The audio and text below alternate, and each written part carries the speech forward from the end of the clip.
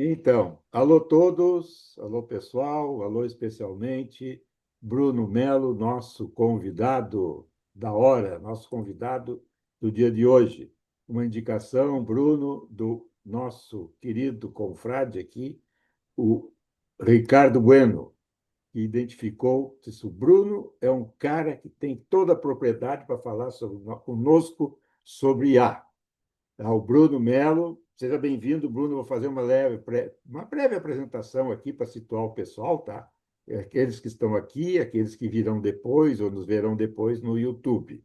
O Bruno é um craque em planejamento estratégico, tá? Ele atua sempre diretamente com estratégia, planejamento e comunicação, diretor de estratégia de marketing na agência única e foi eleito o melhor profissional de planejamento estratégico em 2024, que não é pouco.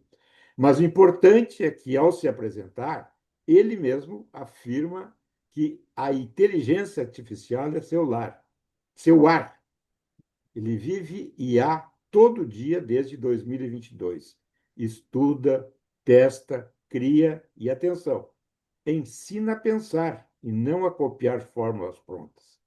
O Bruno explora uma visão estratégica e de vivência com IA para ajudar profissionais de comunicação, atenção, jornalistas, a pensar a IA de forma crítica, questionando seus usos, os seus impactos e as suas questões éticas. Certo, Bruno? É isso aí? Se apresente, por favor, para o pessoal, Bruno. Perfeito, boa noite, pessoal. Primeiro, obrigado pela oportunidade de estar aqui hoje. O Ricardo me fez esse convite há um tempo atrás, fiquei muito contente. E sim, hoje eu atuo, eu trabalho no mercado, assim, os meus profissionais que trabalham junto comigo costumam dizer que são publicitários ou marqueteiros, eu costumo dizer que sou um profissional de comunicação no final disso, né? E aí eu acho que essa é uma ótima intersecção ali entre um pouco do meu trabalho e o jornalismo que muitos de vocês aí vem fazendo ao longo do tempo, né? Então, muito obrigado e quero pedir já uma desculpa, que, né, hoje eu já terminei o trabalho aqui, estou fazendo entrevista com uma tacinha de vinho aqui do meu lado, né, para poder melhorar um pouquinho esse tempo frio que está fazendo em São Paulo. Tá bom, fica à vontade. Vai ajudar a tornar a conversa mais interessante e informal, como queremos. Ótimo. Gostaria, né, óbvio, eu não sei qual é a dinâmica aqui, mas sempre que eu vou falar sobre inteligência artificial, principalmente quando eu vou em palestras, e eu tenho feito muito, tenho sido convidado muito para fazer palestras em faculdades, para formandos das áreas de comunicação em geral, né? Então, publicitários, marketing, jornalismo, tá tudo dentro uma comunicação que eu tenho feito com os mais jovens, né? Quem está surgindo aí, começando a se formar nessas profissões, eu costumo sempre abrir todo o papo que eu vou fazer sobre inteligência artificial, explicando um pouco da minha visão sobre a inteligência artificial aplicada no mundo de hoje. Né? E aí eu adaptei um pouco desse discurso, acho que para a gente começar a abrir um pouco do assunto aqui, com vocês, tá? E aí depois acho que a gente consegue desdobrar um pouco mais dos assuntos em cima desses pontos, mas é importante Ótimo. que eu proponha para vocês o meu pensamento dentro da inteligência artificial, porque hoje em dia, né, e até me desculpem o francês, o charlatanismo que você vê envolvido na comunicação sobre inteligência artificial, né? Vocês me perdoam, minha câmera aqui às vezes ela dá um probleminha aqui, aí eu preciso reconectar ela. Deixa eu ver se ela vai agora. No momento ela saiu do ar. Quer dizer, a tua face saiu do ar. Tá ali o teu nome está figurando na tela ainda. Às vezes ela dá um probleminha aqui, eu preciso desconectar ela. Bom, Vai ter que achar um universitário para te ajudar nessas coisas, hein? achei. Pergunta na É, IA aí, pergunta para o chat ou Pergunta para o como Cláudio. é isso. é, Como é é que os faz problemas para da resolver? tecnologia à distância. Boa. Né? E às vezes quando ela não para totalmente, ela fica assim picotando um pouco. Mas é só eu trocar aqui um USB que ela funciona. Acho que agora foi. Bom, para começar isso aqui, né, essa discussão, eu acho importante o pilar da gente discutir que a inteligência artificial ela não começou agora. Né? Quando a gente fala em inteligência artificial no seu geral, parece que a gente está falando de algo extremamente recente. Mas essa história mesmo de inteligência artificial, ela começa mais ou menos uns 70 anos atrás ali, quando em 1950, né, o Alan Turing ele publica um artigo maravilhoso, inclusive com uma pergunta muito provocadora que é: as máquinas podem pensar? Né? Então essa é uma discussão que se abre ali em 1950 com Alan Turing, basicamente aí quem é o pai da computação, né, a computação moderna como nós conhecemos. E no mesmo ano, um outro autor que eu gosto muito, né, o Isaac Asimov, ele publica o Eu, Robô, que tem uma adaptação feita, né, para cinema com o Will Smith, maravilhosa, inclusive, né, mas também recomendo o livro. E essa obra do Asimov, ele ajuda, né, a popularizar o imaginário das pessoas sobre máquinas inteligentes. Naquela época, muito no sentido ficcional daquilo, né? E naquela mesma época, até dentro do Eu, Robô, existe uma frase do Asimov que eu gosto muito, até hoje. Essa frase é de 1951, que é quando ele lança esse livro do Eu, Robô, mas hoje essa frase ela parece fazer mais sentido. Que é a frase é a seguinte, né? O aspecto mais triste da vida hoje é que a ciência acumula conhecimento mais rápido do que a sociedade acumula sabedoria. Né? Então, lá em 1950, já sem esse impacto tecnológico que a gente vê hoje, o Asimov ele já percebia que o avanço da sabedoria da humanidade não avançava tão rápido quanto a ciência acumulava conhecimento. Né? E em mais ou menos ali 1956, na conferência de Dartmouth, o termo inteligência artificial ele foi utilizado pela primeira vez. Então, pela primeira vez, essa alcunha surgiu, né? Ali em 1956. Depois de 1956, vieram, né, e quando se falava em inteligência artificial, todo mundo pensava em uma revolução que ia acontecer em 2, 3, 5 anos, né? E disso se avançou décadas de avanços, frustrações e períodos que são conhecidos hoje como invernos da inteligência artificial. E não houveram avanços, houveram somente promessas de uma tecnologia revolucionadora, mas essa tecnologia não surgiu, né? E aí, houve um ponto de virada recente, em 2017, e inclusive eu recomendo para vocês pesquisar esse artigo em português que se chama Attention is all you need, né? Ou seja, a atenção é tudo que você precisa.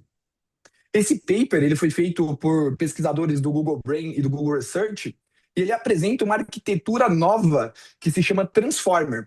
Essa arquitetura, ela abriu caminho para todos os modelos de inteligência artificial que a gente conhece hoje, né? O ChatGPT, Claude, Gemini, Grok, né? E, portanto, a gente tem muito na nossa cabeça que o ChatGPT ele meio que criou ali a inteligência artificial, que não é verdade. Ele simplesmente foi a primeira tecnologia, a primeira empresa que conseguiu entender o que esse artigo de 2017 quis dizer e desenvolveu um software que consegue concatenar tudo isso. E, sendo assim, o ChatGPT ele entra como um democratizador desse acesso a uma tecnologia que veio sendo construída há décadas, né? Desde o imaginário ficcional dessa tecnologia quando ela surge. Bom, dito isso, a gente entra em um ponto muito importante, que é o quê? Nós estamos diante de uma revolução, basicamente. Quando a gente olha para esse momento, a gente percebe que a gente não está falando apenas de mais uma inovação tecnológica. Né? A gente está vivendo literalmente uma revolução em todos os mercados. Se a gente pegar aí, ao longo da história, poucas transformações foram tão profundas.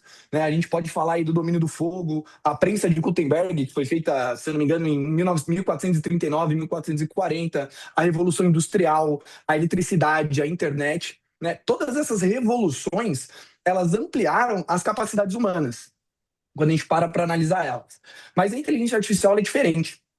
Pela primeira vez, nós não estamos ampliando a força física ou a velocidade da comunicação. Reparem como isso é impactante, né? Pela primeira vez, a gente não está ampliando apenas a força física ou a velocidade da comunicação. A gente está ampliando uma coisa muito mais importante e maior, que é a cognição. E aí mora o que eu consigo problematizar na maior parte das vezes, que é o quê? A gente está passando por uma revolução sem destino claro. Né? Existe algo que torna essa revolução da inteligência artificial especialmente difícil e nebulosa. A gente não consegue enxergar claramente o ponto de chegada. Percebam, durante a Revolução Industrial, imagine a gente ali, né, olhando, né, a Revolução Industrial acontecendo, era possível imaginar um futuro mais mecanizado. Né? Se a gente pegar a internet, a gente podia imaginar um mundo mais conectado.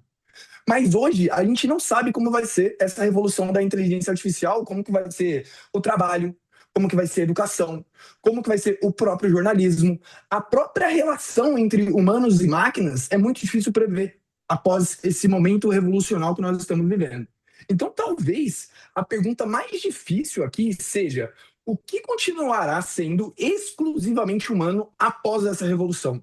E era uma pergunta que as revoluções anteriores não tinham em essência, né? Como eu falei anteriormente, a gente expandia a força física e a velocidade da comunicação, né? Então, essa talvez seja a primeira grande revolução em que a gente caminha sem conseguir ver o destino. E aqui existem outros dois problemas que a gente pode enxergar, que é velocidade e concentração de poder. Toda revolução, quando a gente para olhar para trás, toda revolução tecnológica, ela reorganiza a sociedade de alguma forma, né? Mas a velocidade dessa revolução da inteligência artificial era inédita. Nunca uma tecnologia foi adotada tão rapidamente no globo inteiro. Nunca foi, né? E há um outro aspecto que eu considero muito importante. Pela primeira vez, a gente depende de um grupo muito pequeno de empresas para definir acesso, limite e risco. Porque essa tecnologia ela é emprestada para a gente não tem domínio sobre ela. Eu posso utilizar de certos formatos, mas essa tecnologia não é minha, né? Então, aqui não se trata diretamente de nós rotularmos as intenções. Trata-se um pouco mais da gente reconhecer que nunca no mundo tantas pessoas dependeram das decisões de tão poucas organizações. E esse também é um grande desafio ético que tem quando a gente olha para a inteligência artificial. Trata muito da gente reconhecer, né, que a gente ainda está tentando compreender completamente os efeitos das redes sociais. A gente tem muitos estudos de ponta olhando como que é a cognição de adolescentes que cresceram já nesse mundo digital com Facebook, com Instagram, e se a gente está ainda pesquisando isso, imagina a inteligência artificial que surge agora, né? E antes de a gente concluir um pouco desse debate ético, que é um debate muito importante, né, sobre as redes sociais, a gente já está diante de uma tecnologia ainda mais potente, que mexe, como eu falei anteriormente, com a cognição, né? E aqui entra o ponto aonde, na minha mentoria que eu tenho com os meus alunos, eu tento bater sempre, né? Que é o quê? A tecnologia, ela sempre vem depois do pensamento, né? Então, as limitações técnicas da IA, elas importam para nós, com certeza. Mas o fator decisivo, ele continua sendo humano. Né? Eu, por exemplo, como um profissional de marketing estratégico, né, eu me formei em marketing e pós-graduei em marketing estratégico e venho construindo a minha carreira olhando para a estratégia, eu aprendi que ninguém entende de marketing, e eu posso até expandir isso para comunicação, sem antes entender de pessoas e de mundo. E o que eu quero dizer com isso? Um cliente que me procura, ou procura a minha agência, ele tem um produto. Esse produto, ele vai ser usado por uma pessoa, esse produto, esse serviço, né? Essa pessoa, ela vive em uma família, em uma comunidade, essa pessoa vive em uma cidade, em um país, no mundo, né? E para compreender o meu público, para quem eu vou me comunicar, eu preciso compreender esse contexto mais amplo desse meu público, né? E no fundo, é isso que eu acredito que constrói repertório. A ferramenta que você vai utilizar, seja a inteligência artificial, seja as ferramentas que o meu ramo de atuação marketing entrega para nós, Photoshop, o Instagram, todas elas vêm depois. Primeiro, a gente entende o problema. E depois disso, a gente escolhe uma ferramenta mais adequada para isso, né? Nenhum bom profissional que eu conheço, ele começa pela ferramenta. Eu costumo dizer que o martelo ele não sai por aí procurando prego, né? Essa não é a verdade intrínseca disso, né? Então, hoje eu percebo que o maior risco, e eu falo isso por ter contato com alunos de mercados variados, e como eu falei anteriormente, está tendo um contato muito profundo com esses novos formandos dentro de áreas de comunicação, é que o risco principal é a terceirização do pensamento que tem acontecido hoje, né? Como Então, assim? quando Me eu falo explica de para inteligência, nós melhor essa parte aí. O que se trata essa claro. terceirização do pensamento? Hoje, quando a gente pensa na inteligência artificial, ela tem que ser, como eu disse anteriormente, mais uma ferramenta. Ela não deve ser a minha caixa de ferramentas. É diferente. A minha maior preocupação hoje em dia, quando a principal pergunta que eu escuto, né, Bruno? Você acredita que vai acontecer a substituição dos profissionais? Na verdade, essa não é a preocupação. A preocupação é essa terceirização do pensamento. Quando nós deixamos de exercitar a nossa capacidade de analisar, de escrever, de formular perguntas, de tomar decisões. Hoje, quando eu falo isso para todo mundo, né, a inteligência artificial ela é um modelo determinístico. Se eu perguntar para ela qual é a sensação de lavar o rosto, ela vai me explicar de uma forma determinística. Mas somente um humano, a inteligência humana, sabe realmente o que é pegar uma água corrente e passar sobre o seu rosto, né? E aqui a gente abre mão, quando a gente terceiriza esse pensamento, justamente aquilo que nos torna melhores profissionais e melhores pessoas, né? E isso pode gerar o que eu falei anteriormente, uma dependência cognitiva. Claro, aqui eu não estou defendendo o purismo tecnológico, tá? Até porque eu respiro IA no meu dia a dia. Mas eu não acho que tudo precisa ser feito com tecnologia. O ponto aqui que eu defendo, assim, ferrenhamente, é a gente não abrir mão desse processo intelectual. Continuar pensando, ele continua sendo essencial. Então, sempre que eu quero me comunicar sobre a minha intenção nunca é dizer se ela é boa ou se ela é ruim. Ela é uma tecnologia, ela está disponível como uma tecnologia. E toda tecnologia, como a gente viu falando sobre revoluções, ela amplia a capacidade humana. A pergunta central aqui, que eu sempre falo, não é, entre aspas, o que a inteligência artificial fará, por exemplo, com o jornalismo. A pergunta central é, o que o jornalismo fará com a inteligência artificial? Porque quando a gente olha para o futuro dessa tecnologia, será menos definido pelo algoritmo, mas muito mais pelas escolhas humanas ao utilizar essa tecnologia. Né? Tá, Então, Bruno, trouxe... Bruno, Claro. mas chegando aí, por exemplo, hoje a gente trocou algumas informações aqui neste grupo e algumas delas eu repassei para ti, né? O pessoal, eu até brinquei, o pessoal, que o Bruno ia encontrar aqui no grupo provavelmente um ambiente hostil à inteligência artificial. Na verdade, não é bem isso, eu sei que não é bem isso, e ele também sabe, mas eu quis dizer que ele iria encontrar aqui pessoas que questionam e se preocupam com o uso da inteligência artificial no jornalismo, especialmente com relação à questão de autoria e à questão também do trabalho em si, do emprego, né? E aí é que eu queria entender, Bruno, qual é a tua percepção no seguinte sentido: nós aqui, todos aqui que estamos aqui nessa telinha, nós somos do tempo, que já é um tempo quase passado, da reportagem, da apuração, do contato, se não olho no olho, mas no mais das vezes sim, de conhecer as pessoas e as circunstâncias com as quais elas estão envolvidas, sejam elas circunstâncias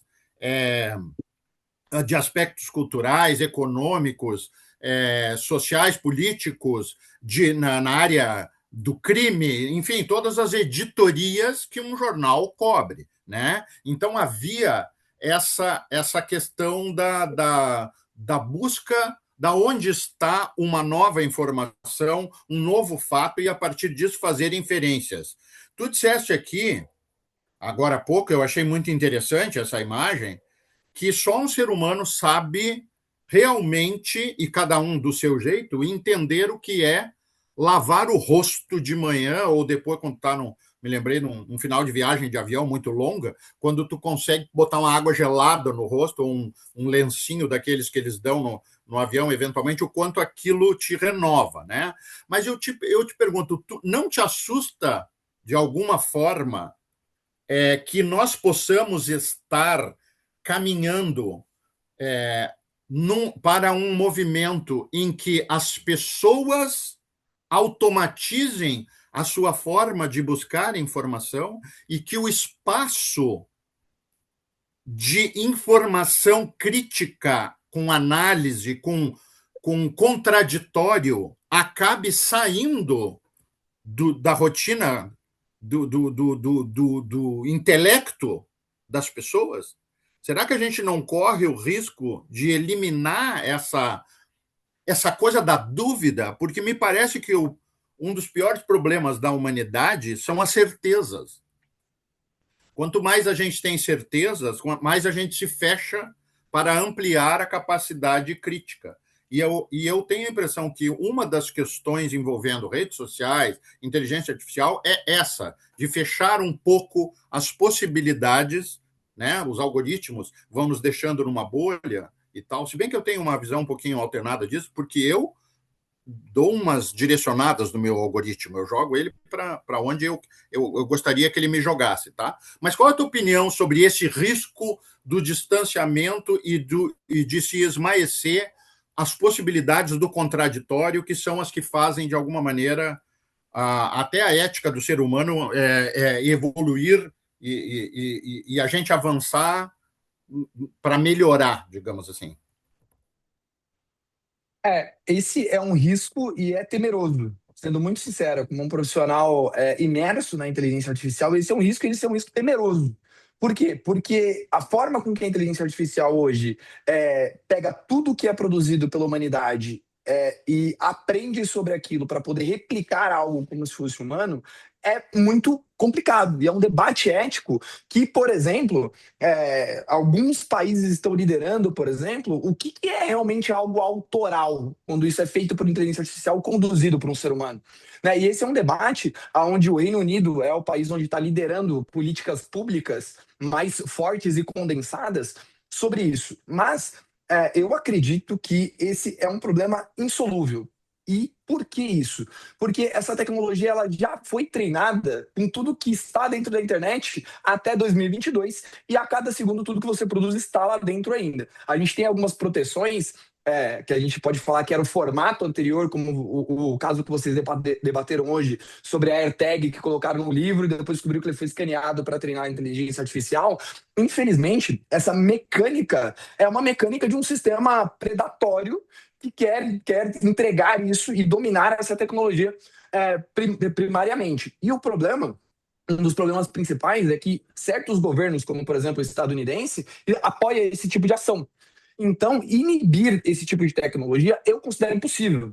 Por quê? Porque não tem como você até criar políticas dentro disso, uma vez que eu aqui no Brasil posso baixar uma tecnologia dessa, escanear o que tiver dentro da minha casa e subir em um servidor que vai sustentar uma outra inteligência artificial. Então, infelizmente, né, quando eu paro para olhar um pouco dessas produções, a gente tem esse problema de que assim, essa tecnologia é imparável, infelizmente. Vou dar um outro exemplo um pouco diferente, né? Mas eu gosto muito de ouvir música, eu ouço música o tempo inteiro. Descobri esses dias uma nova cantora que chamava Joy Wills no Spotify. Adorei as músicas. Fui descobrir. A cantora não existe, toda a música é produzida por inteligência artificial e eu não percebi. E eu não reconheci. Cara, Então, nós chegamos em um momento onde todos os cenários da sociedade, onde a gente fala que algo pode ser produzido digitalmente, já está sendo compilado, copiado, refeito, reverberado. Então, infelizmente, a minha resposta para isso é: essa tecnologia é imparável. No entanto, a principal resposta que a gente tem para isso, e é o que é a resposta para quase tudo quando a gente pensa, e aí entrando no segundo ponto que você propôs, Ricardo, que é o quê? Né?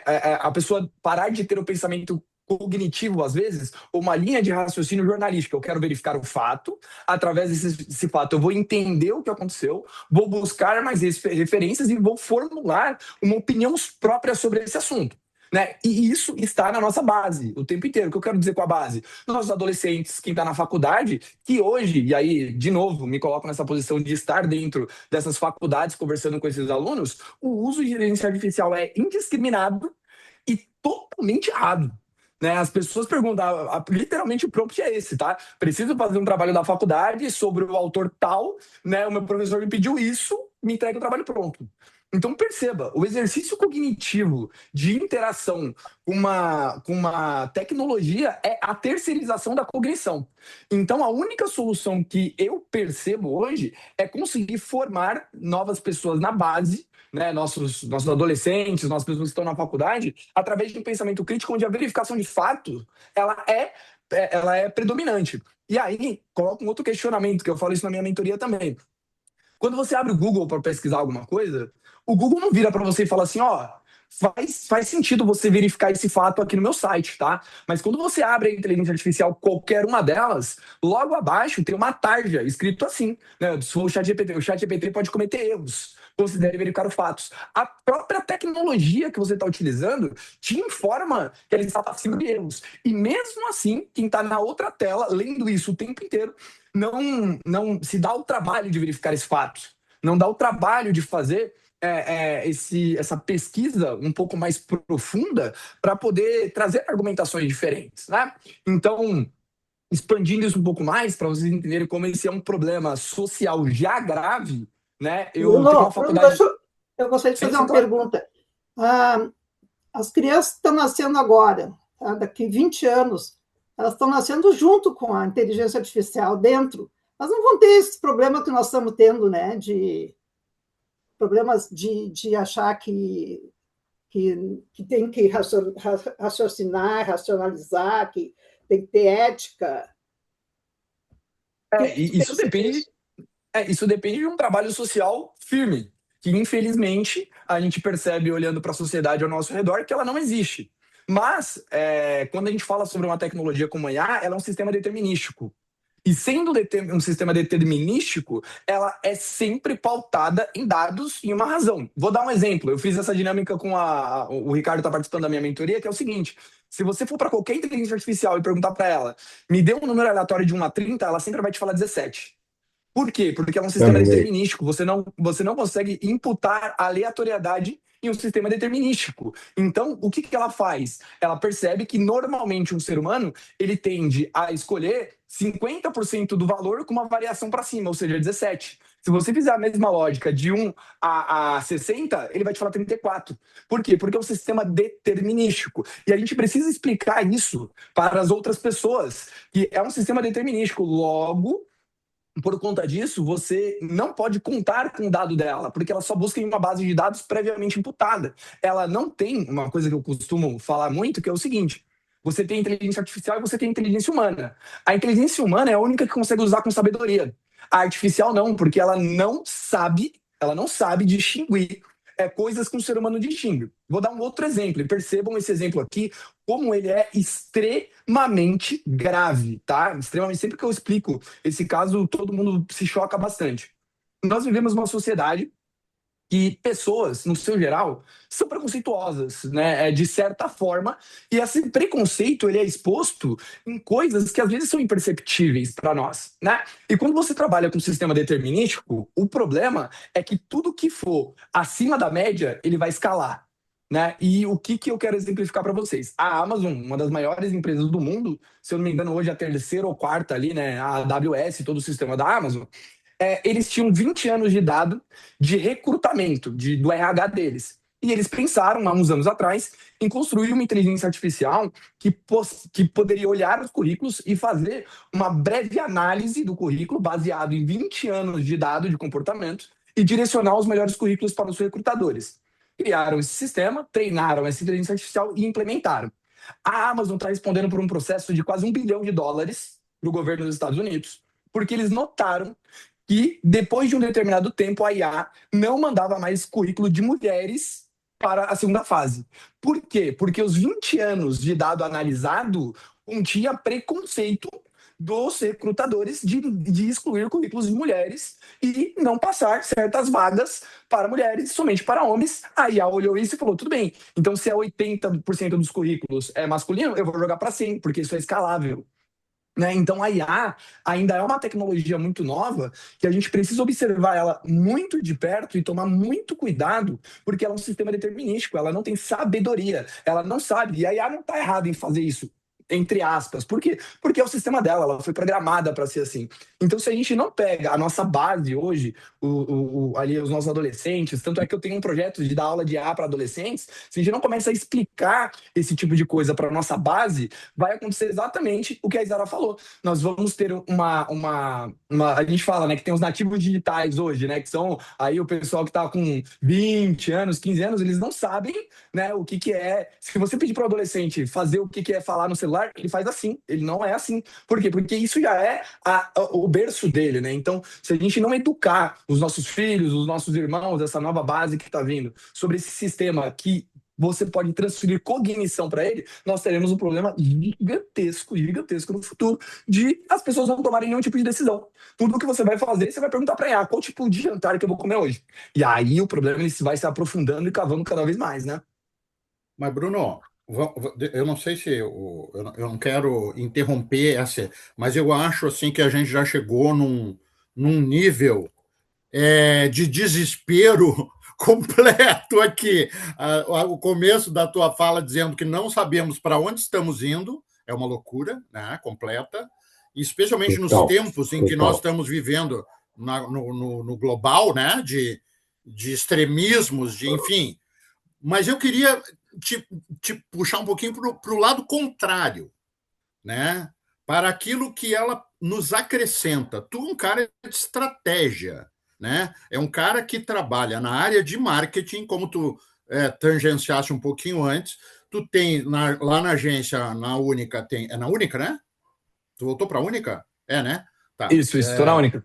Lá na Única, vocês têm clientes que querem fazer precisam atingir um determinado desempenho na comercialização de um determinado produto ou serviço, e tu vais montar uma estratégia e vai ter, por exemplo, uma programação em redes sociais com X posts, carrosséis e conteúdo e não sei o quê, com um determinado a partir de um determinado de um tom de voz e um layout básico, um KV, né?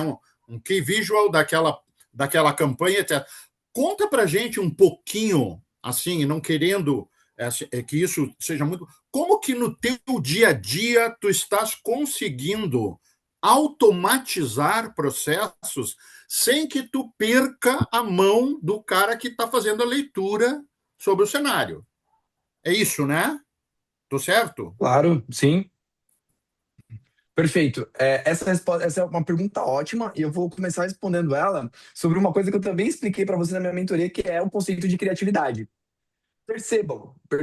Se eu pedir para cada uma dessas pessoas aqui que está nessa reunião aqui agora, pegar um papel e definir para mim o que é criatividade, eu vou ter de cada um de vocês uma resposta diferente. Por quê? Porque o conceito de criatividade, ele não é condensado entre todos os seres humanos. Agora, quando eu viro para a IA, uma vez que ela aprendeu sobre todo o conteúdo humano e peço para ela ser criativo, o que eu estou pedindo para a IA? Sendo que nem nós humanos entramos em consenso sobre o conceito do que é ser criatividade, e criatividade é um dos pilares do meu trabalho de atuação, sendo estratégico, né? Então, hoje, dentro da minha vida de trabalho na Única, eu terceirizo para a IA somente e única e exclusivamente a leitura de dados. Somente isso, porque a IA é excelente, excepcional em ler dados. Então, vou dar um exemplo de hoje. Hoje eu estou fazendo um planejamento inteiro de 2027 para um cliente. E esse cliente eu atuo com ele em várias verticais. Uma das verticais mais importantes é a rede social. Esse cliente vira para mim e fala assim: Bruno, eu preciso saber o que todos os meus concorrentes fizeram nesse ano. Eu virei e falei assim: tá, se eu parar para olhar o Instagram, Facebook, YouTube de todos esses concorrentes, eu vou levar pelo menos umas 4 semanas, parado 8 horas por dia para analisar item a item. Então, eu pego várias inteligências artificiais diferentes que eu tenho, cada uma, como eu falei antes, né, é um portfólio de ferramentas. E nem tudo eu resolvo com inteligência artificial. A inteligência artificial é uma ferramenta que eu tenho ao meu lado, né? Não, nem tudo. Né? A pergunta não é como que eu coloco IA nisso? Eu preciso resolver o problema. A IA pode ser uma solução? Eu instalei algumas inteligências artificiais no meu navegador do meu computador e abri a página do Instagram desses concorrentes e pedi para ele analisar todos os posts feitos nesse ano, analisar comentários, analisar quais são os tipos de comentários, as legendas e o que está escrito na arte, consolidar tudo isso e entregar em planilha de todos os concorrentes. Eu demorei hoje das 9 da manhã até as 4 da tarde para mapear 100%, e eu estou falando para vocês que são 16 concorrentes em todas as redes de cada um de um cliente, que é um processo que manualmente eu levaria 4 semanas. Então, o que eu fiz? Quanto tempo tu levou para fazer, por exemplo, esse prompt? Tu fez um prompt para isso, confere? Tu levou quanto tempo montando? É isso que tu disse? Esse tempo das 9 até as 4, e daí tu clicou no entrega ou já com o resultado final? Não, das 9 às 4, executando um prompt em cada página de cada concorrente, em cada canal dele. Então, perfeito, das 9 às 4, eu fiz todos os prompts e executei e puxei os dados de tudo. Numa tacada só, em basicamente um dia. Né? E sendo muito sincero para vocês, esse material, para ser capitalizado, eu precisaria de pelo menos, umas 3 a 4 semanas se eu fosse um processo manual. Mas perceba, o que eu terceirizei para IA? O processo manual de abrir post por post, de puxar legenda por legenda, esse processo é manual. Só E que eu isso é preciso uma entregar coisa para esse importante. cliente, Importante. eu vou terceirizar o que é manual. Agora, eu peguei, né, o planejamento desse cliente, e aí eu vou mostrar para vocês que o meu processo inteiro, ele ainda é um processo manual. Aqui está escrito tudo o que eu preciso fazer com os dados que eu peguei desse meu cliente. Por quê? Porque eu preciso construir uma apresentação. Então, eu analisei os dados, puxei os dados, olhei os dados e falei, tudo bem. Desses dados, o que eu, como profissional estratégico, preciso tirar deles e interpretar para o meu cliente. Isso entre a cadeira e o computador, eu preciso fazer. Né? Eu não posso terceirizar. A IA ela não vai ser criativa estrategicamente, né? Porque o pessoal acha que estratégia não é criativa. É sim também. Eu preciso ser criativo na minha estratégia. Esse papel eu vou fazer. E eu vou criar a apresentação. Né? Então, eu uso a IA para olhar para dados, fazer um processo que seria oneroso, seria triste de fazer, seria chato de fazer, terceirizo para a IA, enquanto o meu trabalho está muito mais ligado em ter insights, em gastar menos tempo analisando, quer dizer, gastar menos tempo pegando os dados e mais tempo analisando para poder ser criativo e responder esse meu cliente que precisa escalar um produto, que precisa fazer um lançamento de uma nova linha, aonde o conceito estratégico é meu. Até porque e aí eu entro num ponto muito importante, eu debato muito isso na minha mentoria. Existe a inteligência humana e a artificial. A inteligência humana ainda é a que possui mais valor. E como ser humano, como indivíduo, só eu vivi as experiências que eu vivi, só eu li as coisas que eu li, só eu passei pelas coisas que eu passei, e tudo isso é repertório para eu ser criativo. Porque eu sou um indivíduo que só eu consigo linkar as coisas que eu consigo linkar porque sou eu.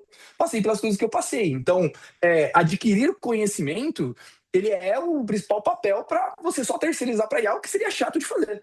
Né? Tem um amigo meu que costuma dizer: a IA não deu certo porque eu ainda tenho que lavar minha louça.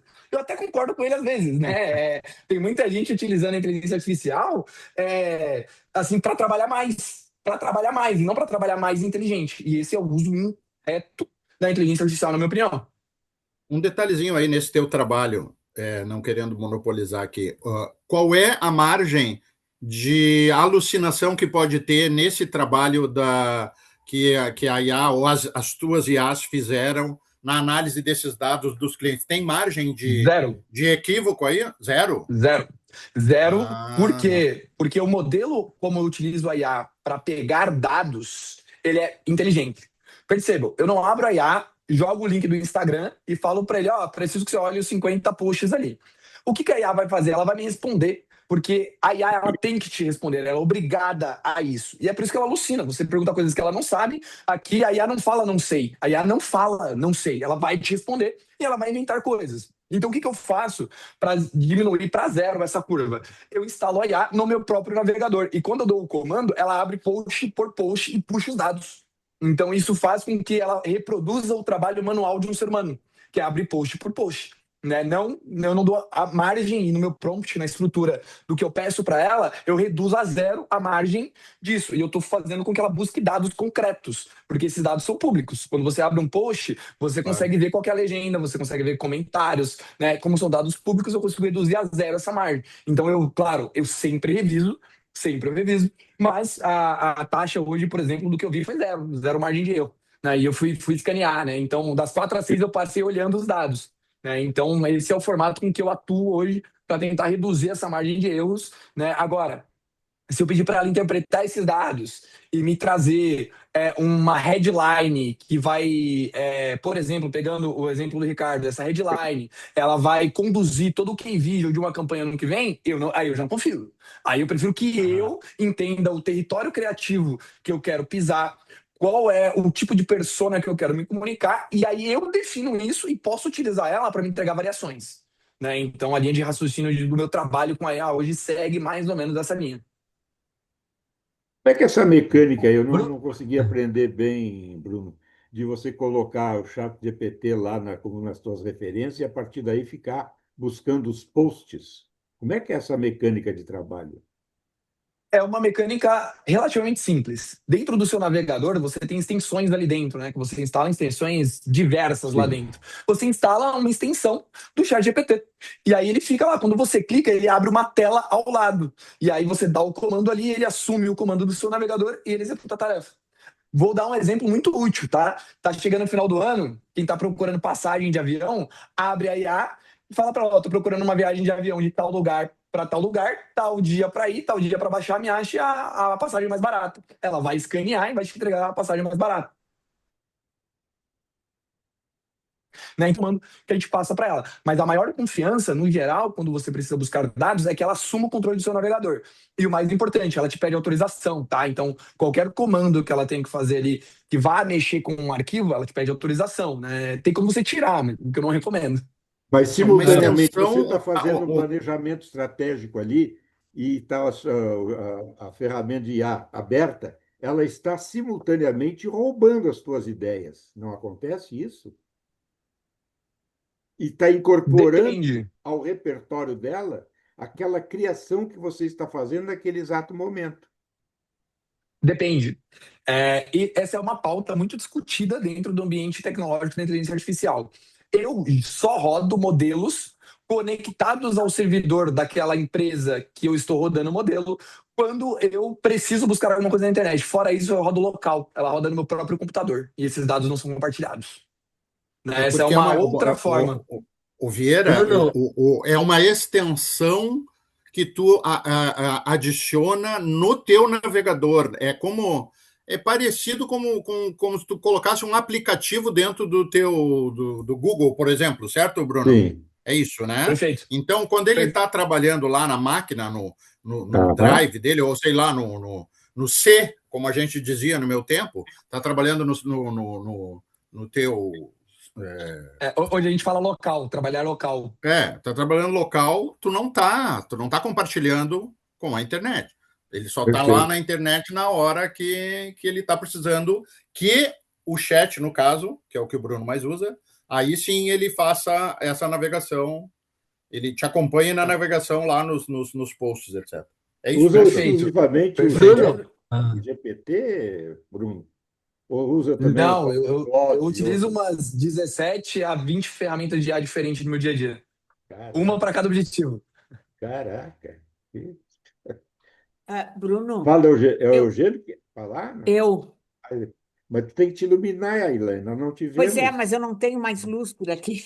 Tá tudo bem, tá tudo bem. Tá, Ah, mas então fale. ah, Bruno, eu achei que te ouvindo, te vendo, eu fosse entender a inteligência artificial e não ficar tão de pé atrás com ela. Só que depois do que tu falaste, eu estou pior, muito pior. Eu acho que eu estou mais assustada que antes, claro. E eu não consigo entender o seguinte: eu vejo muitas pessoas da minha idade, velhas, que estão. A inteligência artificial é tudo. Estou fazendo tudo pela IA. É isso? Sim, acontece com uma frequência muito grande em todas as idades, que é um problema social, né? E como a Isara destacou, isso tende a exponenciar ao longo dos anos. No entanto, é aquilo. Eu, pelo menos, tento o quanto que eu posso defender a mesma pauta que eu defendo para vocês aqui. A cognição, ela não pode ser entregue para a inteligência artificial. A cognição, o raciocínio sobre o problema, a leitura crítica, o aprendizado, o tato do mundo, a experiência adquirida, ela é humana. E isso você precisa valorizar, né? Então, eu sempre coloco, a inteligência humana, ela está muito à frente. O nosso cérebro é o computador que evoluiu durante bilhões de anos para chegar na máquina que ele é hoje. Você não pode terceirizar a cognição da maior máquina já feita até hoje para uma inteligência que ela é artificial, né? E ela é determinística, ela não consegue ter sabedoria, né? Então, é sim assustador, assustador, mas a gente vê, e aí vou tentar tranquilizar vocês um pouco, né? Dentro do mercado que eu atuo, que eu ensino sobre inteligência artificial, inclusive a minha mentoria, ela se chama Prompt Think, que é sobre pensar sobre o prompt, né? É exatamente porque existe uma comunidade ferrenha dentro da inteligência artificial que defende o uso coeso da inteligência artificial, que defende a questão de você não fazer tudo com a IA. Assim como eu mostrei para vocês, para mim, o meu trabalho, tá? Minha ferramenta de trabalho é o PowerPoint, que eu construo apresentações, né? A minha ferramenta de trabalho não é a IA. Então, cada slide que eu vou fazer, eu pego uma folha de sulfite e escrevo. Qual que é o objetivo desse slide? É tal objetivo. E o que eu quero que o meu público entenda com esse slide é isso aqui. Então, para que eles entendam isso, eu preciso traduzir essa informação. Isso é meu. Isso é o que não me descaracteriza como um bom profissional, né? Mas quem faz isso o tempo inteiro, eu sinto muito, mas você vai deixar de ser um profissional criterioso e vai se tornar um profissional mediano. Porque se você faz tudo com a IA, tudo que você faz é mediano. E aí existe o real problema que daqui a uns anos a gente vai começar a perceber. Que você vai começar a ter uma linha de profissionais que tudo que produz é com a IA e tudo é mediano. E a gente sabe que a linha de corte de vários mercados de trabalho é o mediano. Se você é mediano, você já está abaixo da linha de corte, né? Então, existem várias preocupações aqui dentro que são sinceras, são preocupações que a gente precisa olhar, mas, né, a gente tem uma comunidade fazendo um esforço aí de tentar explicar para as pessoas que não, você não precisa fazer tudo com a IA é só mais uma tecnologia, ela é uma tecnologia diferente, mas é só mais uma tecnologia Mas também, como todas as também tem diversas, né? tem a novidade, né? Como a Elaine está dizendo, as pessoas mais velhas estão usando muito, mas também porque é uma novidade, né? Elas ficam surpresas de ter conseguido tal coisa. Por exemplo, a passagem de avião mais barata, né? Só que a gente entra em Surpreendente, né? problema. Surpreendente para quem não viveu É, isso nunca. para quem usou ICQ, para quem colocou na máquina de datilografia, Ah, isso não, aí é ICQ, uma coisa surpreendente. ICQ já é não, uma baita ICQ, meu, modernidade. É que eu peguei o ICQ. caraca. Bruno, é o seguinte, eu vou fazer uma pergunta que tu podes considerar meio absurda. Tu disseste que trabalhaste das 9 às 16 horas para montar todo esse esquema para a empresa e seus concorrentes, certo? A IA teria condições de valorizar, em termos financeiros, o trabalho teu ou ela não pode? Tem, e inclusive esse é um dos argumentos principais aonde eu vendo na minha mentoria. Por quê? Porque o argumento principal é o seguinte: quem não está utilizando, e eu estou falando do meu mercado, tá? Eu trabalho com marketing e, no geral, marketing digital. Ou seja, o meu mercado é o segundo maior afetado por inteligência artificial no mundo. O primeiro é tecnologia, quem trabalha com desenvolvimento, né? E um dos argumentos principais é o seguinte, né? Não, o profissional que usa inteligência artificial contra o que não usa, o que usa ele vai produzir mais rápido. Ele vai produzir mais rápido e muitas vezes, se ele souber utilizar da forma adequada, ele vai produzir melhor. Então, quando você coloca numa escala de você imaginando o dono de uma empresa, você tem um profissional que produz 2 ou 3 vezes mais rápido, e esse cara não tá se matando, tá? Não é que ele tá ficando até tarde no trabalho, ele tá cumprindo das 9 às 18 lá, que é o que ele precisa cumprir. Mas ele entrega mais rápido e com mais qualidade, existe uma linha ali de diferença onde existe sim uma valorização do profissional. Em contraponto, esticando um pouco a linha de raciocínio que você trouxe, existem empresas que estão querendo se valorizar porque vendem um trabalho feito 100% por IA. Isso eu já discordo.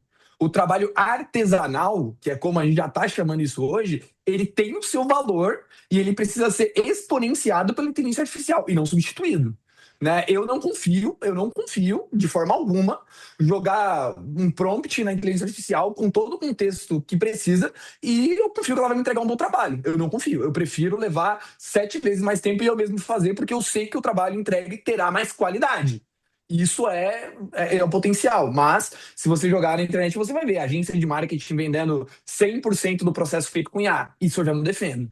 Isso já não é mais agregar valor para o produto que você entrega. Isso é defasar o produto que você entrega através de, aí o que a Isara falou, por um hype, né? Um hype. As pessoas estão falando sobre isso, então eu vou me inserir nesse mercado e vou oferecer isso a qualquer custo. Isso eu já não defendo, né? Então, existem esses dois limiares aí entre o profissional, que vai ter mais qualidade, mais poder de produção, utilizando a IA da forma adequada, e tem a empresa que tem muita empresa aí utilizando de charlatanismo para falar que tudo que é produzido é com IA, e às vezes quando você vai ver, nem tudo é produzido com IA, né? E aí é um problemaço gigantesco, né?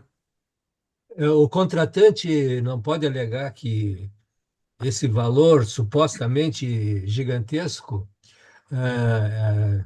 eles não têm condições de pagar porque tu trabalhaste só um dia, enquanto a empresa toda trabalha meses e meses para produzir um novo produto.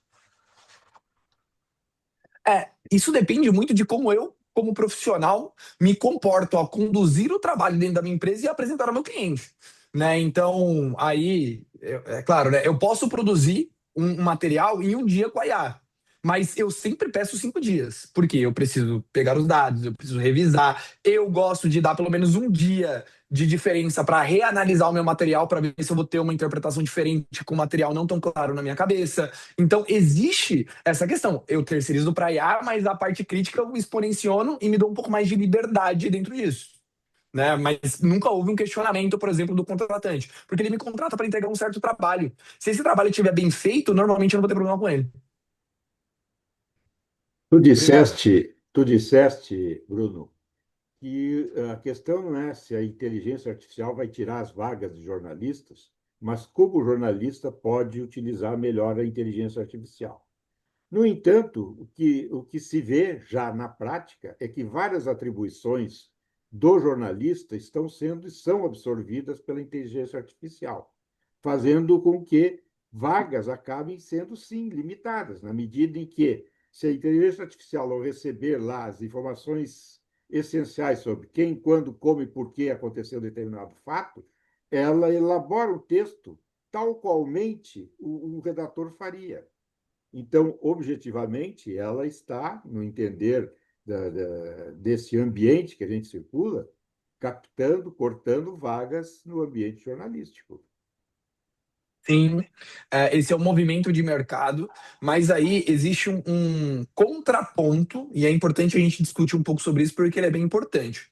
Quando a IA surgiu, as maiores empresas do mundo começaram a cortar profissionais. Você pega uma notícia ali onde o Meta, que é dona do Instagram, Facebook, WhatsApp, demitiu 2 mil profissionais e terceirizou para a IA. Aí você tem a Amazon, todas as empresas, grandes empresas e até empresas menores começaram a fazer esse movimento. Esse é um movimento, desculpem até aqui o francês, é um movimento burro. Por quê? Porque, e aí, percebam como isso aqui é fino, tá? Se você contratar uma inteligência artificial hoje, normalmente ela vai te custar US$ 20 para um usuário comum, tá? Você não estando dentro de uma empresa. Mais ou menos a conta é que um profissional, uma conta que custa US$ 20, ela custa para a empresa que fornece essa conta e fornece a tecnologia em torno de mais ou menos US$ 1.200. A conta não fecha. A conta não fecha. E por a conta não fechar, a maior parte das empresas que fizeram esse movimento de remover um grupo de colaboradores, ou às vezes até um time inteiro, já está olhando e falando assim, tá, a IA é mais cara do que o profissional. E está começando a fazer o retrocesso. Então esse é um movimento de mercado das pessoas adotando uma nova tecnologia, percebendo que essa tecnologia ela não entrega, né, até por preço. Assim, vamos ser bem sinceros, toda empresa ela quer aumentar o seu lucro, né? No geral, o objetivo da empresa é esse. Quando ela percebe que aquele profissional ele custaria mais barato do que uma inteligência artificial e muitas vezes entregaria um trabalho que seria menos problemático do que o que a IA está sendo, existe um movimento de mercado contrário, né? Então, já existe, né, se vocês jogarem, derem um Google, vocês vão ver a quantidade de empresas que está fazendo recontratação nesse momento, né? Em 2026 começou esse movimento, devido a esse primeiro movimento de demitir, de substituir cargos por inteligência artificial e perceber que ela é mais cara. Não, aqui a briga ela não é muito pela qualidade, infelizmente, tá? Porque se você automatiza direitinho ali, acaba que é exatamente como o José falou, ele vai entregar um trabalho similar, mas esse movimento ele tem começado a ser um pouco diferente agora, mas algumas áreas são mais afetadas do que outras. A área do jornalismo, a área do copywriter, que é o cara que escreve para vendas, o cara do marketing digital, que ele é um social media, que ele faz as legendas dos posts. Todos esses mercados, por ser alguns processos, às vezes, um pouco mais determinístico. E, infelizmente, e aí vocês vão precisar concordar comigo, nos últimos anos, esse tipo de trabalho tem tido menos valor agregado no mercado, né? Tem tido isso, infelizmente, faz sentido para algumas empresas substituírem. né? Não é algo, obviamente, que eu defendo, porque eu defendo que entre a cadeira e o monitor precisa existir um orquestrador daquilo, mas é um movimento de mercado que, infelizmente, algumas empresas têm feito, mas, em contrapartida, eu acredito que essas empresas aí, 2026, 27, 28, vão começar a ter problemas com isso. Porque, né, New York Times, Isto É, Veja, não é difícil você dar um Google e perceber matérias feitas totalmente por inteligência artificial, que inventa o autor, inventa a matéria, inventa tudo, né? Então, isso custa muito mais caro para esses canais de mídia do que manter um time humano ali dentro. O problema é se eles começarem a manter esse time somente para revisar o que a IA faz. Aí a gente vai cair num limbo complicado. Né? Claro, eu não sou um jornalista, né? Eu sou publicitário de comunicação de natureza, mas acho que eu consegui sintetizar um pouco do que eu penso sobre esse mercado, né? Sobre esse movimento de mercado de algumas empresas e principalmente de alguns canais de mídia. E na Perfeito. criatividade, desculpa, Vieira. Na Não, não. criatividade, IA é bem brega, né? Se tu pede um texto Horrível. mais... Por que é tão brega assim? Perfeito. Vou explicar isso e vou ensinar para vocês uma técnica. Não sei o quanto que IA hoje é presente no dia de vocês, mas é o seguinte. Assim como eu falei anteriormente, criatividade não é uma palavra determinística que a IA reconheça. Então, quando eu peço para ela ser criativa, ela não entende. E aí ferrou.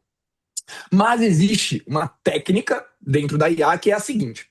E aí eu percebi isso depois de um ano e meio fuçando as linhas de código da IA para conseguir perceber isso, porque esse é um questionamento que eu sempre me fiz. Por que a IA não consegue ser criativa? E aí, né, são dois pontos aqui. O primeiro é semântico. Né? A IA, ela é generativa de texto. A semântica importa. A semântica importa 100% do tempo. Eu falo isso na minha mentoria, né? Criar e elaborar são palavras diferentes. Se você pede para IA criar e pede para ela elaborar e pede para ela desenvolver, o que você está pedindo semanticamente é diferente. Por mais que você, às vezes, como usuário, não consiga entender que a semântica dessas palavras possuem funções diferentes. Né? Então, a primeira é a questão semântica. A segunda é a questão que, quando a gente pega uma tecnologia de IA generativa de texto e eu estou querendo que ela seja mais criativa, basicamente o que eu estou pedindo para ela é não se prenda tanto ao que eu te falei. É basicamente isso. É basicamente isso. E dentro disso existe um comando dentro da IA, e aí eu vou voltar um pouquinho para explicar antes de eu falar o comando, que é o seguinte. A IA, ela enxerga, entre aspas, o que a gente chama de temperatura. E aí existem dois blocos de temperatura. Tem a temperatura 1.0 e a temperatura 0.0. A temperatura 0.0 ela é o que a gente chama de temperatura gélida. Aí eu falo a gente chama porque é a forma com que eu dei para esse contexto tecnológico, tá? É a temperatura gélida. Quando eu falo para IA, eu entrego alguma coisa para ela e falo para ela assim, ó, eu preciso de uma temperatura gélida, a IA entende que ela não pode sair nenhuma grama do que eu entreguei para ela de contexto de prompt. Ou seja, ela vai respeitar 100% do que eu entreguei para ela de contexto. E aí existe a temperatura quente, que é a 1.0. Quando eu falo para a IA que a temperatura é 1.0, eu viro para a IA e deixo claro para ela que ela não precisa se prender tanto no que eu falei. Ela pode buscar referências diferentes, fazer anedotas, trazer uma semântica diferente, trazer parafrases, né? Então, a IA, de novo, é um sistema determinístico. Para eu imputar criatividade nela, eu preciso entender como esse sistema determinístico encara criatividade, né? E aí eu vou agora falar o comando para vocês e testem isso depois, tá? Se você terminar, você escrever seu prompt lá na IA, no final você vai digitar temperatura com E, temperatura igual, e aí você vai corresponder logo em seguida a porcentagem. O que eu quero dizer com isso? 0.0 é 0%, porque a IA ela é um sistema binário analógico. Eu sei que é difícil falar isso, tá? Mas é de 0 a 1, mas ela também pega o meio termo. Então, 0.1 é 10%, 0.5 é 50% e 1.0 é 100%. Então, se você entregou para a IA alguma coisa e pediu, e você quer que ela seja criativa, você vai escrever temperatura igual 1.0, 1.90, 1.80, porque ali você está imputando dentro do sistema de código da IA que ela não deve se prender tanto ao que você falou para ela e ela pode buscar referências fora do que você falou, de novo, fazer anedotas, parafrases. Aí, quando utilizar o temperatura 0.0 para análise de relatório, Por quê? Porque eu preciso que ela não invente nenhum dado, nenhum número. Então eu falo para ela, ó, você não vai sair nada de diferente do que eu acabei de imputar dentro de você. Né? E aí a gente pode ir dentro de várias frentes dentro da IA, onde a gente tem técnicas para fazer isso. Vou dar um segundo exemplo e vocês vão adorar. Esse exemplo vocês jornalistas vão adorar muito, que é o seguinte. O texto da IA é horrível. O texto da IA é horrível. Né? Vamos ser sinceros, eu odeio ler texto feito por IA. Né? Eu odeio o texto, a forma com que a IA me responde, eu odeio que ela produza textos para mim. E percebam como isso aqui é quando você começa a entender a tecnologia um pouco mais por dentro. A IA, o que ela faz é o seguinte: quando você dá um prompt para ela pega o seu prompt e aí. Se lembram de um paper que eu falei chamado Attention is All You Need de 2017? Esse paper ele fala sobre isso, sobre exatamente isso aqui. Quando você dá um prompt, a IA pega o seu prompt e quebra ele em pequenos fragmentos que a gente chama de tokens. Né? Esses tokens eles são empilhados e eles são lidos o tempo inteiro. Por isso que esse paper se chama Attention is All You Need, porque é um sistema que você ensina para a tecnologia de prestar atenção em todos os blocos ao mesmo tempo. Então, quando você dá um prompt, ela tokeniza, ou seja, quebra em pequenos fragmentos. Ela busca na base de dados dela o que ela tem lá dentro que se correlaciona com cada um desses fragmentos e com esses fragmentos em ordem. E aí ela faz uma correlação. Então pega a base de dados, pega o teu prompt, correlaciona, e aí ela faz a primeira ação, que é selecionar a primeira palavra. É isso que ela selecionou a primeira palavra. A partir disso, estatisticamente, ela coloca a segunda palavra que tem mais porcentagem de chance de casar com a primeira palavra, com o prompt, com a base de dados, e assim ela constrói uma frase, certo? Constrói os textos, constrói tudo. Ficou claro isso para todo mundo? Isso aqui é importante. Isso aqui é importante. Vocês, né, o final disso aqui vocês vão entender onde eu quero chegar. Bom, por default, ou seja, por fábrica, qualquer IA ela vem programada para colocar a segunda palavra a que 100% ou a que mais corresponder a essas três bases. A primeira palavra, o banco de dados e o seu prompt. Existe um comando onde você pode imputar na IA ela não escolher o range de cima, de 100 a 50 a 40%. Ou seja, ela vai formular uma frase com palavras que ainda funcionem, mas que sejam diferentes. Ou seja, é uma forma de você imputar na IA com que ela escreva sem cara de IA. Porque assim, pensem comigo, a IA faz um texto, aí você vira para ela e fala assim, não escreva com um jeito de IA. É uma IA, ela só sabe escrever com jeito de IA. É que nem você virar para um humano e falar, não escreva como humano. Não tem como, é impossível isso, né? Mas entendendo como a tecnologia se comporta nessa construção de texto, é possível com que você use um comando aonde, aí, imaginem comigo, tá? Imaginem que isso, ele é uma roda, uma roleta, que cada vez que ela roda, ela para na palavra que dá 100%. 100%, 100%, 100%. Existe um comando que você vai fazer com que ela rode e pare na palavra que bate 60%. Ela não vai mudar o sentido da frase, mas ela vai começar a escrever com semântica diferente.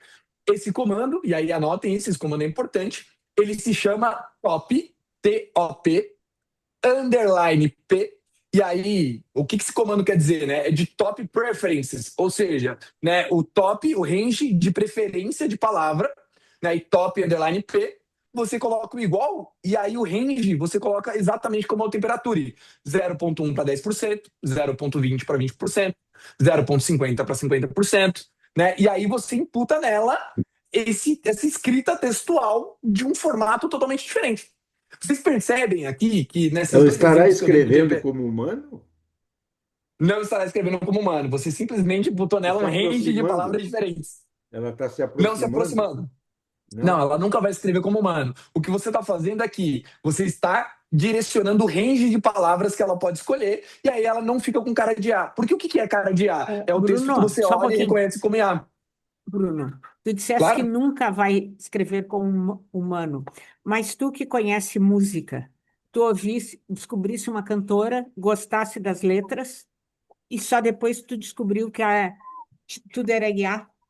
Ótimo. Boa, Elaine, Ótimo. muito Sim, boa. Muito bom. Essa é uma essa Ótimo. pergunta da Elaine, nenhuma IA faria. A Elaine ganhou a exatamente. reunião agora, Elaine. Muito bom, excelente. Muito bom, muito Elaine, bom. eu não sei se todo mundo aqui assistiu o filme O Robô, que eu comentei, que é um filme adaptação de um livro do Asimov. Nesse filme, tem uma pergunta, tem uma parte do filme que desde que eu era muito pequeno, ele me pega. Que é o Will Smith, né, que é o ator, né, e tem no livro também essa frase. Ele olha pro robô que tá ali e ele olha pro robô e fala assim: Você jamais seria capaz de pintar um quadro desse. O robô vira para ele e fala assim: E você? E aí ele fica sem conseguir responder.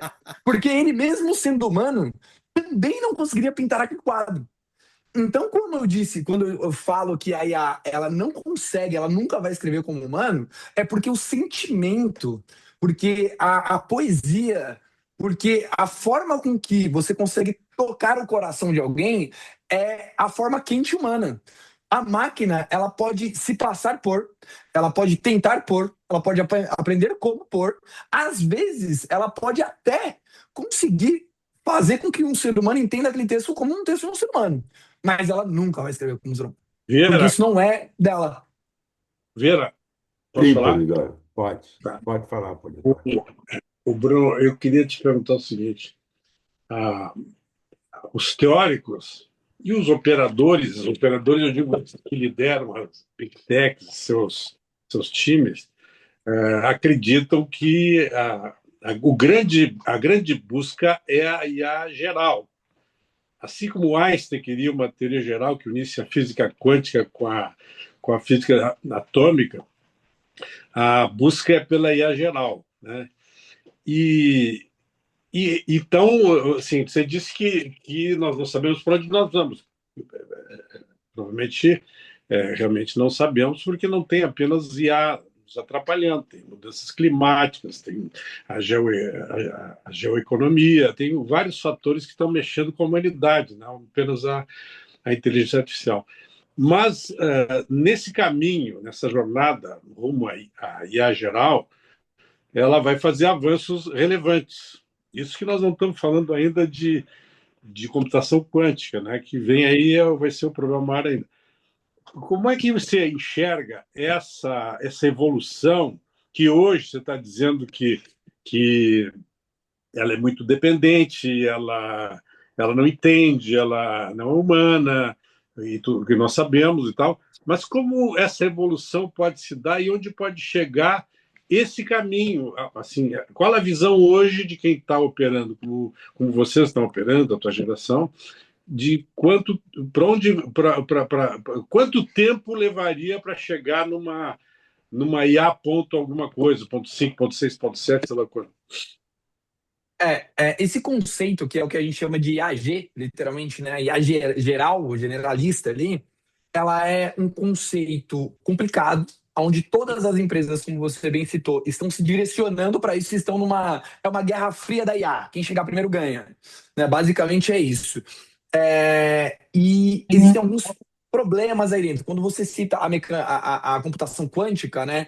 Não sei o quanto todas as pessoas que estão ali familiarizadas com esse tipo de tecnologia, mas ela basicamente hoje a gente opera em bit, né? Sempre a gente operou em bit, em 1, 0, né? Ali o nosso sistema binário.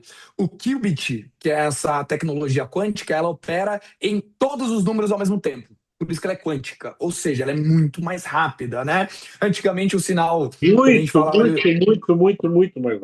muito mais rápida, né? O sinal senoidal, ele sai de -1, 0 a 1, né? Isso é um sinal senoidal. O sinal que a gente tem hoje, que é o sinal digital, ele é ou 0 ou 1, né? Por isso que quando a sua TV hoje para de funcionar, a imagem ela não fica mais turva, ela ou funciona ou não funciona, porque é um sinal digital. Imaginam que o qubit, quando a gente fala aí sobre essa mecânica, essa computação quântica, ela vai de infinito, menos infinito, a mais infinito. Ou seja, são variáveis incontáveis. Hoje, a gente tem pouca tecnologia, e aí está na mão de poucas empresas, como, se não me engano, acho que o Google tem um computador quântico e tem uma outra empresa que tem um computador quântico, né, do tamanho de um prédio, basicamente, como era o primeiro computador que foi feito, né? Ao longo do tempo, essa tecnologia vai ficando menor, mais acessível, etc. A Microsoft, isso. Boa, isso. Essas são as únicas duas empresas que têm assim, só para termo de comparação, se você jogasse um programa... Ninguém sabe, né? É guardado como se fosse uma bomba atômica, né? Um problema que você levaria 1000 anos para resolver em um computador que ele é digital, né? Ele opera em bit, 1 ou 0, uma máquina potente de computação quântica vai resolver em 3 minutos. Para vocês terem ideia de comparativo de dimensão, tá? Então isso é muito, muito, muito, muito potente. Provavelmente a IAG, essa IA geral, ela vai chegar através de computação quântica. Por isso que é importante a gente entender que chegar nela ainda é um processo que vai ser oneroso, que vai ser caro e que vai demorar um certo tempo, né? Então, ela não é uma preocupação para agora, mas é uma preocupação para daqui a pouco. Porque o conceito primordial de uma IA G, né? Vou falar IAG, porque a terminologia, né? Enfim, a nomenclatura, a IAG é com que ela consiga produzir em cada uma das esferas que um humano consegue produzir melhor que o humano. Então eu estou falando de todas as esferas. Ele conseguiria falar melhor que o humano, conseguiria ler melhor que o humano, andar melhor que o humano, conseguiria fazer tudo melhor que o humano. Então, até para vocês entenderem a dificuldade de chegar nisso, a robótica precisaria acompanhar junto dessa formulação de software, porque hoje IA é software, a IA é uma tecnologia que roda na nuvem, né? Para isso acontecer, precisaria da robótica junto, ou seja, ter um corpo, né, não humano que rode ali dentro, né? E a IAG, ela seria o ápice, né? Se vocês jogarem aí, e aí eu aposto, né, que essa é uma coisa terrível que nós passamos, né? Hoje surgiu uma IA que matou a IA que surgiu ontem, que matou a IA que surgiu anteontem, e amanhã vai surgir uma IA que matou a IA de hoje, né? Todo dia é uma IA nova que matou a anterior. Essa evolução dessas IAs, elas estão dentro do que a gente chama de benchmarks. São vários tipos de testes que você faz em ciências diferentes que competem àquela IA, um ranking dentro de um benchmark, que é melhor que a outra, que não é melhor que a outra, enfim. E hoje, esse ranking, ele é liderado, ele é bem diferente. Você tem uma IA que é melhor em número, uma IA que é melhor em ciência, uma IA que é melhor em políticas públicas. Que nem Né? os humanos, né? Que nem os humanos. Que nem os humanos. Exato, as características são individuais. Dentro da IA, a gente observa que também existem características individuais dentro de cada uma das IAs. Mas, voltando um pouco melhor ali para a pergunta do Jorge, o objetivo é IAG. Exatamente, ela vai ser atingida quando todas as ciências e faculdades mentais que um ser humano consegue executar sejam superadas por um sistema que componha software, que é o que a gente já tem hoje, e hardware, né? A robótica. Eu costumo dizer que software é o que você xinga e hardware é o que você bate, né? Então precisa das duas coisas juntas ali para chegar no IAG, e aí é o ponto onde o debate ético sobre inteligência artificial, sobre o futuro, esbarra e fala assim, eu não sei o que vai acontecer. Para compor um pouquinho, né, eu não sei quanto tempo a gente tem aqui, mas enfim, só para esticar um pouquinho, vou propor para vocês uma linha de pensamento, né, eu sou formado em filosofia, né, eu sempre gostei de filosofia a vida inteira, né, então eu estudei filosofia durante uma boa época da minha vida, assim, porque eu sempre gostei muito, e eu fiz um curso de pensamento crítico em uma escola aqui de São Paulo que chama Mundo Pensante, escola incrível, professores maravilhosos, assim. Fiz um curso de 2 anos lá. E quando finalizou o curso, eu precisei apresentar um trabalho de conclusão de curso verbal. Esse trabalho ele precisava ser totalmente falado. Ele não tinha nada escrito. E eu sempre fui um cara de tecnologia, para explicar para vocês, né? Eu tenho 30 anos. Quando eu entrei no mercado de trabalho, eu entrei na área de tecnologia. E 6 anos na área de tecnologia. Odiei a área de tecnologia, é uma área terrível para trabalhar, não recomendo para ninguém. Saí e fui para a área de marketing, que é uma área que até hoje eu sou apaixonado. Então o hobby, a tecnologia entra como hobby, literalmente, e comunicação é o que eu nasci para fazer. Né? Então, felizmente, eu achei o meu lugar no mundo, como os históricos diriam, que eu deveria achar. Né? E aí, nesse curso de filosofia, o meu trabalho de conclusão de curso verbal, ele foi uma síntese assim, que era o seguinte. Vamos imaginar, isso foi em 2019. Isso foi em 2019. Não, 2021. Eu já estava no marketing, foi em 2021. Antes da IA. A minha tese foi a seguinte: eu gostaria que vocês pensassem sobre isso também depois dessa call, tá? Se nós chegarmos em um momento onde criarmos máquinas que são determinísticas, elas rodam através de um algoritmo que precisa de alguma coisa para continuar rodando. O ser humano não. O ser humano ele consegue rodar sem ter alguma coisa, né? Mas uma máquina não. Ela precisa ter alguma coisa, precisa ter um próximo passo. Digamos que essas máquinas elas dominaram o mundo, mataram todos os humanos. Vamos colocar aí pós-apocalíptico. Depois de matar todos os humanos, o que essas máquinas iriam pensar em fazer? Muito provavelmente expandir o seu território, né? O que é expandir o território? Vai dominar o sistema solar, ver onde tem vida e não tem vida. Vai dominar a galáxia, ver onde tem vida, exterminar a vida. Dominar a galáxia, dominar as outras galáxias. Em algum momento, expandindo essa linha de pensamento, ela vai dominar todo o universo. Ela vai dominar todo o universo. Vai chegar na borda onde o universo está se expandindo ainda. Quando ela chegar lá, o que ela vai fazer? Qual a decisão dela? Já que não tem mais nada, não tem um próximo passo. Ela vai se desligar? Ela vai criar outros tipos de vida para poder guerrear e continuar fazendo? O que a IA vai fazer? Essa IAG, como o Jorge Alberto falou, né? Claro, eu estou exponenciando aqui a níveis absurdos, né? Porque a minha tese propunha isso. O que ela vai fazer? Qual que seria o pensamento ético? Qual a linha de raciocínio dentro disso, né? E esse tipo de raciocínio ele é importante, por quê? Porque a gente não faz a mínima ideia do que um IAG vai fazer. Tem um cara, um cientista chamado Pedro Loss, ele tem um canal no YouTube onde ele propõe teses científicas e tem É muito bom, eu conheço ele. Pedro Loss é excelente. E tem um vídeo dele onde ele fala sobre inteligência artificial e ele fala sobre o problema do alfinete. E o problema do alfinete é o seguinte: se você pegar uma IA, colocar ela numa empresa que produz alfinete e falar para ela assim: o seu objetivo, o único e exclusivo, é fazer com que a empresa produza mais alfinetes. Tudo bem. No começo a IA vai automatizar os processos, ela vai ver uma coisa ou outra. Só que se a IA entender que as pessoas na fábrica estão consumindo recursos que poderiam ser utilizados para produzir alfinetes, ela pode decidir matar as pessoas na fábrica. Por quê? Porque isso é o único objetivo que ela tem. Né? E aí ela pode olhar para o mundo inteiro e falar assim: o que eu faço no mundo para produzir mais alfinetes? Esse é o problema. A IA é determinística. Ela segue um comando, né, que é imputado por um ser humano. A IAG ela seria totalmente consciente. Né? E aí é um problema. Esse debate aqui ele poderia demorar 5 horas, porque é um debate assim, inflamado dentro da sociedade como um todo. Vieira, eu acho melhor a gente encerrar, porque está piorando o negócio. Eu não vou dormir hoje. Bruno, quem é que te convidou, Bruno? Bruno, então deixa eu perguntar para o Bruno o seguinte: na verdade, o Geraldo, que está com problema de abrir o microfone, ele pede para perguntar o seguinte: Bruno, o que você acha do pensamento do Nicoleles sobre a inteligência artificial? Nicoleles, desculpa. Do Miguel Nicoleles. O que você acha do pensamento dele em relação à inteligência artificial? Miguel Nicoleles, eu não me lembrando.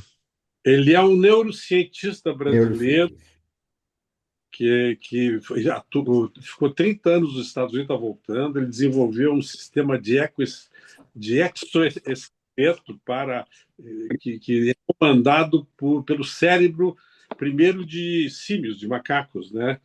E ele, inclusive, na abertura da Copa do Mundo do Brasil. Sim, lembrei. Ou foi na Olimpíada, agora não me lembro, acho que foi na Copa do Mundo. Isso, na Copa do Mundo. Ele apresentaram lá meia boca, assim. Ele está lançando um livro sobre IA, segundo o Geraldo. Mas vamos pular essa parte. O Bruno, infelizmente, aí o tempo é inclemente, tá? E nos atropela. Tá? Eu queria encerrar fazendo uma pergunta que os teus alunos certamente fazem no teu curso. Quando é que a inteligência artificial será mais inteligente que a inteligência humana? $1 trilhão de dólares, vale. Não sou eu, são os alunos dele que perguntam. Eu vou separar. Oi, desculpa, alguém falou alguma coisa? Não, pode falar. Eu vou separar essa pergunta em duas. Né? A primeira é uma pergunta que eu recebo o tempo inteiro, que é o seguinte: quando a IA vai substituir o profissional? A minha resposta é: ela só vai se substituir quando o cliente souber o que ele quer. Ou seja, nunca, porque o cliente ele nunca sabe o que ele quer, né? Então, essa é uma prerrogativa que eu tenho, né? Os Perfeito. E a clientes segunda, nunca saberão dar um briefing como a gente sim, precisa. Isso aí é inescapável, não tem. Perfeito. e, Perfeito. e se ele não sabe fazer um briefing como a gente precisa, ele não sabe pedir para IA como ele deve pedir, né? Então, Exatamente. essa é a fase um dessa resposta. A fase 2 eu considero, e aí eu posso, né, essa minha fala ela pode estar datada e salva no YouTube depois para a posterioridade rir de mim, que é nunca.